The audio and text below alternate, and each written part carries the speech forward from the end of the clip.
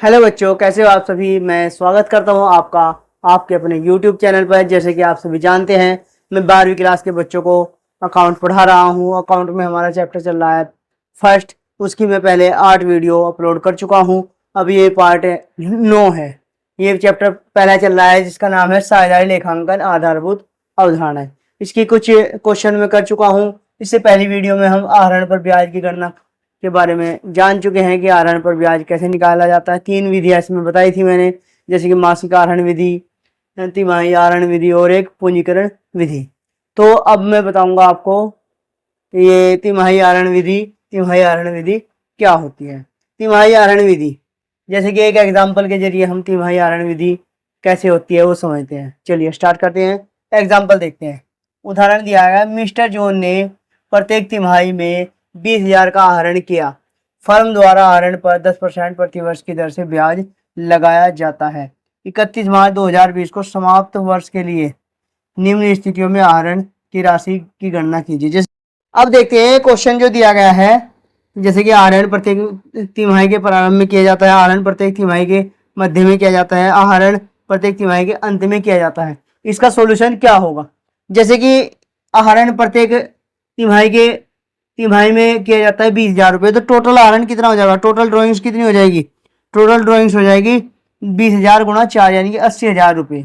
80,000 रुपये total drawings हो जाएगी। इसमें आहरण यदि प्रत्येक तिमाही के प्रारंभ में किया जाता है तो 7.5 महीने का ब्याज लगेगा, और आहरण यदि प्रत्येक तिमाही के मध्य में किया जाता है तो 6 महीने का ब्याज लगेगा। आहरण प्रत्येक तिमाही के अंत में किया जाता है तो 4.5 महीने का ब्याज लगेगा। अब हमारे पास टोटल ड्राइंग कितनी हो गई, चलो इसका ये सॉल्यूशन करते हैं। टोटल ड्राइंग कितनी हो गई है 80,000 रुपये,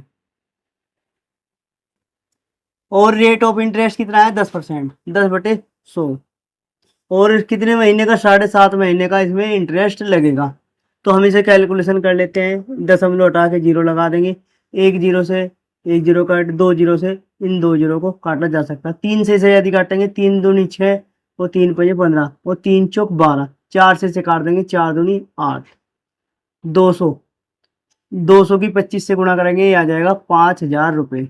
यदि प्रत्येक तिमाही के स्टार्टिंग में आहरण किया जाता है तो इसका ब्याज आ जाएगा 5,000 रुपये। 7.5 महीने का इसमें ब्याज लगता है। अब जब आहरण तिमाही के मध्य में किया जाता है तो 80,000 रुपये क्या था, इसका आहरण था।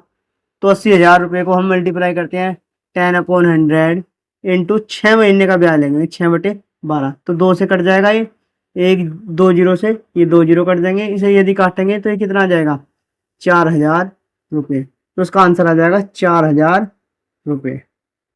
यदि मध्य में आहरण किया जाता है, तिमाही के मध्य में आहरण किया जाता है तो इसका जो है 4,000 रुपये आ जाएगा।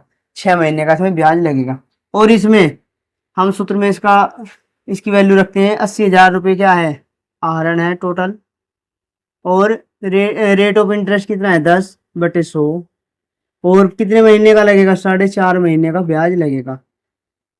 तो इस जीरो दशमलव से एक जीरो बढ़ा देंगे, 1 2 3 3 जीरो है, 1 2 3 जीरो काट देंगे। तो ऐसे ही 3 से काटेंगे, 3 कम 3 3 पंजे 15, 3 चौक 12, 4 से इसे काटेंगे 4 दूनी 8, तो ये कितना आ जाएगा 15 दूनी 30, 3,000 रुपये इसका मूल्य आ जाएगा। यानी कि 3,000 रुपये का इसका क्या होगा, ब्याज लगेगा। तो इस प्रकार ये क्वेश्चन कंप्लीट हो जाता है। यानी कि यदि प्रत्येक तिमाही में आहरण किया जाता है तो यदि स्टार्टिंग में किया जाता है 7.5 महीने का ब्याज लगता है, मध्य में किया जाता है 6 महीने का ब्याज लगता है, और अंत में किया जाता है 4.5 महीने का ब्याज लगता है। तो इस प्रकार ये क्वेश्चन भी कंप्लीट हो गया है, वीडियो भी कंप्लीट हो गई है।